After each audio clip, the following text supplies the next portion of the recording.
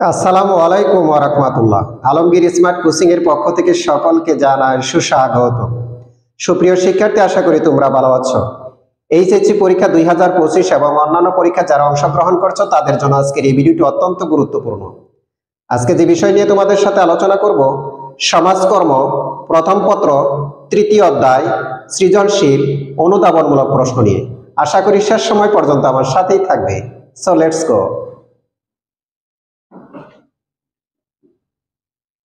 1.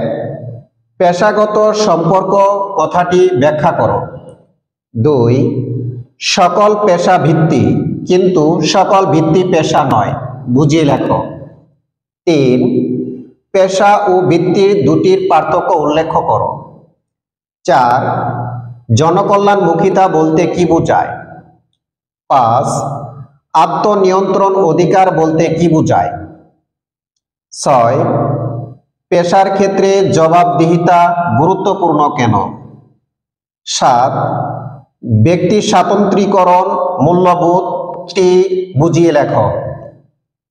8. সম্পদের সদ্ব্যবহার বলতে কি বোঝায়?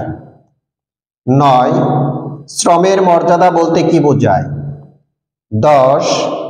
মনোসামাজিক অনুদান বলতে কি বোঝায়? 11. সামাজিক স্বীকৃতি পেশার অন্যতম বৈশিষ্ট্য ব্যাখ্যা করো। 12. রেপু বা রেপুট বলতে কি বোঝায়? 13. সমাজকর্ম পেশার জন্য পেশাগত সংগঠন অপরিহার্য কেন?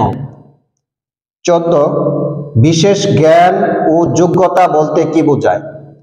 সুপ্রিয় শিক্ষার্থী, বাংলাদেশে যে কয়টি শিক্ষা বোর্ড রয়েছে এই কয়টি প্রশ্ন থেকে 100% কমন পড়বে ইনশাআল্লাহ।